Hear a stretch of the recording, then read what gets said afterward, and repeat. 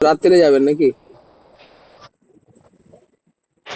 হ্যাঁ, রাত্রে রাত্রে নয়, বাবা যাবে।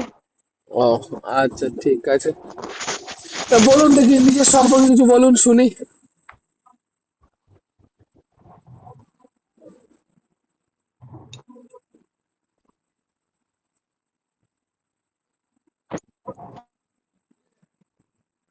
নিজের সম্পর্কে কিছু বলুন শুনি। শুনতে পাচ্ছেন? নমস্কার স্যার, স্যার ব্লকের গড্ডা গ্রাম থেকে। স্যার, স্যার শোনা যাচ্ছে? হ্যাঁ হ্যাঁ, আমি শুনতে পাচ্ছি, বলেন না। হ্যালো। শুনতে পাচ্ছি। হ্যাঁ, হ্যাঁ, আমার নাম মৌসুমী দে। আমি বাঁকুড়া জেলার টেরাকোটা পাত্রসার ব্লকের গড়েডাঙ্গা আমি 2012 সালে মাধ্যমিক এবং 2014 সালে উচ্চ মাধ্যমিক এবং আমার প্রাথমিক শিক্ষিকা হওয়ার উপলক্ষে আমি 2014-16 বর্ষে আমি ডিএলএড কোর্সটি সম্পন্ন করি। তারপর আমি আমার যেহেতু প্রাথমিকে এবং আমার যেহেতু প্রাথমিক শিক্ষিকা 2022 সালে আমি টেটে উত্তীর্ণ হই। তারপর পরীক্ষার পর আমি আপনাদের সামনে উপস্থিত হয়েছি। এই যেহেতু এবং বর্তমানে আমি আমার আশেপাশের বাচ্চাদেরকে পড়াই। বাহ! তা কোন ক্লাসের বাচ্চাদেরকে পড়ান? হ্যালো। বলছি কোন ক্লাসের বাচ্চাদেরকে পড়ান? স্যার ক্লাস 1 থেকে ক্লাস 5 পর্যন্ত বাচ্চাদেরকে পড়াই। আচ্ছা। আচ্ছা, কালা পাহাড় কে রচনা করেন?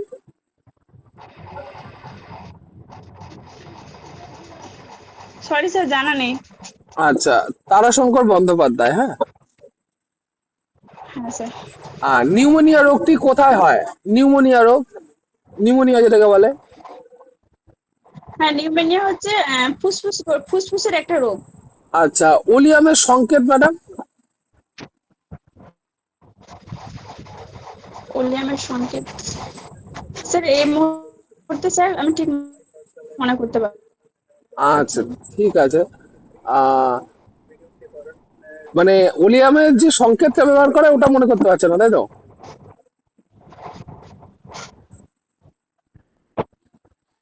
H2S2O7। হ্যাঁ।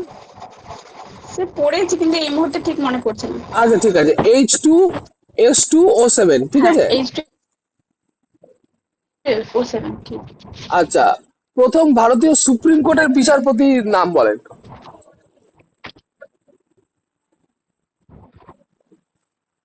প্রথম ভারতীয় হ্যাঁ, এইচ টু সুপ্রিম এস কোর্টের বিচারপতি।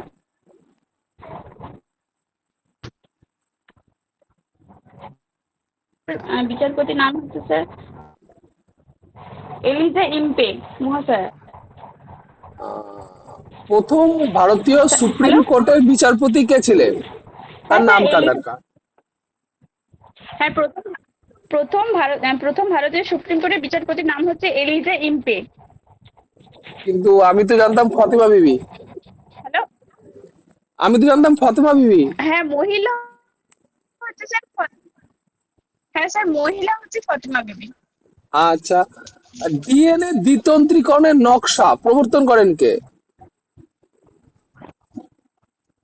হ্যাঁ, ডিএনএ ডিএনএ দ্বিতন্ত্রীকরণের নকশা দ্বিতন্ত্রীকরণ প্রবর্তন নকশা করেন প্রবর্তন। ওয়াটসন এবং ক্রিক।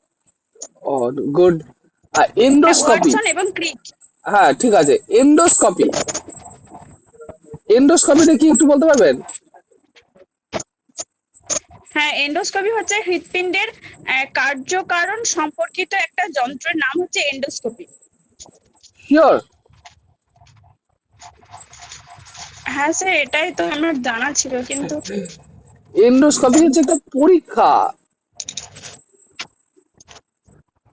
যে পরীক্ষাটায় দেহর যন্ত্রের অভ্যন্তরে দেখার জন্য যে যে পরীক্ষাটা করা হয় বা যে যন্ত্রটি, সেটা হচ্ছে এন্ডোস্কোপি যন্ত্র নামে পরিচিত। ঠিক আছে। এন্ডোস্কোপি কি করে? হ্যাঁ স্যার। আমাদের আমাদের গলা দিয়ে ক্যামেরাটা ঢোকায়, গিয়ে ভেতরে ওখান থেকে জিনিসপত্র দেখে আসে এবং ওখান থেকে কিছু মাংসপেশি কালেক্ট করে আনে, যাতে ওখানে অ্যাকচুয়াল কি হয়েছে সেটা দেখার জন্য তারপর এফএনএসি করা হয়।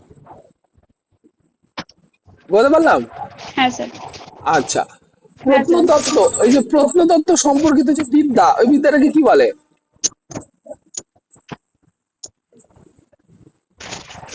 প্রত্নতত্ত্ব সম্পর্কিত বিদ্যা, স্যার এটা জানা ছিল স্যার। আর্কিওলজি। হ্যাঁ, আর্কিওলজি। প্রথম ধ্যানচাঁদ পুরস্কার কে পান? প্রথম ধ্যান, স্যার এই মুহূর্তে ঠিক মনে পড়ছে না। আচ্ছা, শাহুরাজ বিরাজদার। শাহুরাজ বিরাজদার। আচ্ছা, কমলা লেবুর শহর বলা হয় কোন জায়গাকে?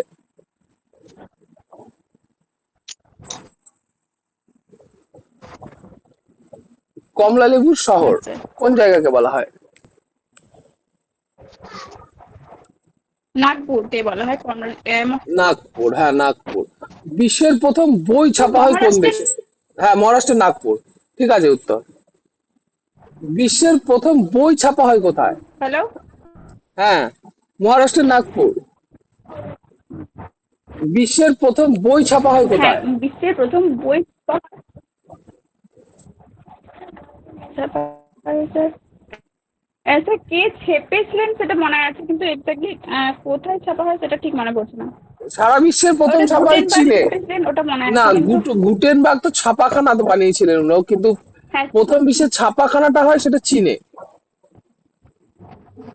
চীন প্রথম বই ছাপায়। হ্যাঁ চীনে। ঠিক আছে।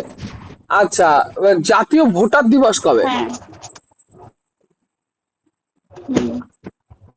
জাতীয় ভোটার দিবস কবে? হ্যাঁ, জাতীয় ভোটার দিবস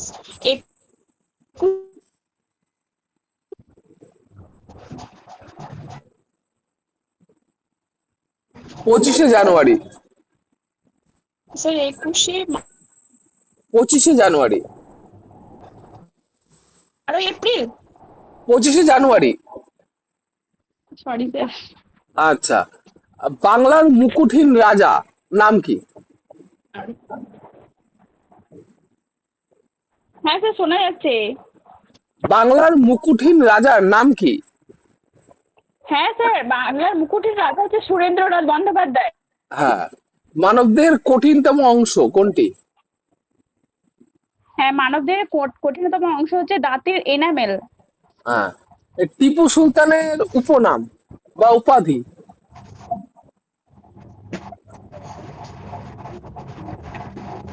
টিপু টিপু সুলতানের উপাধি। সুলতানের উপাধি, হ্যাঁ। মানে টিপু সুলতানকে আর কি বলে ডাকা হতো? এতোয়া মুন্ডা। মহীশূরের বাঘ।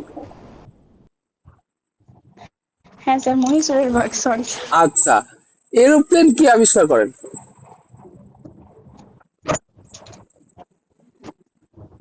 এরোপ্লেন অরভিল এবং উইলভার ভ্রাতৃদ্বয়। হ্যাঁ। আর তরল ও হ্যালো গ্যাসীয় স্যার, শোনা পদার্থ। যাচ্ছে? হ্যাঁ, শোনা যাচ্ছে। তরল ও গ্যাসীয় পদার্থের উপর চাপের সূত্র, এই সূত্রটা কার?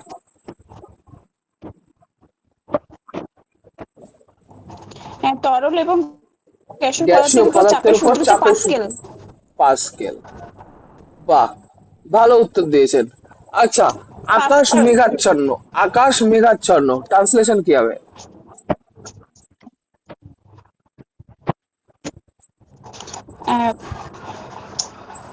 মেঘাচ্ছন্ন ইংরেজিতে স্যার, মেঘাচ্ছন্ন ইংরেজি ওভারকাস্ট।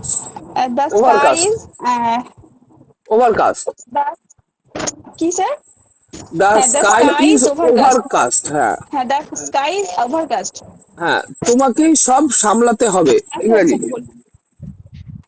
তোমাকেই সব সামলাতে হবে, ইংরেজিতে কি হবে ট্রান্সলেশন? তোমাকে সব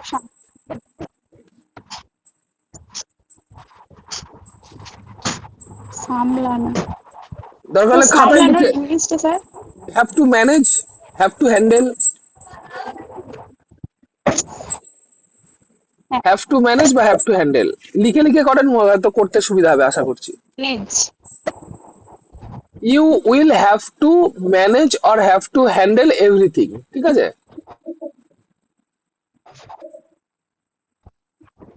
দরকার হলে লিখে লিখে নেন, তাহলে আপনার বলতে বা করতে সুবিধা হবে। একটা পেন মতো।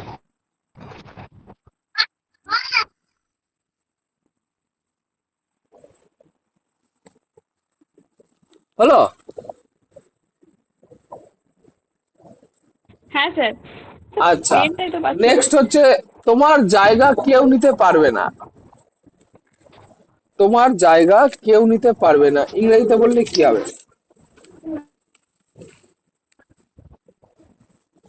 তোমার জায়গা কেউ নিতে পারবে না।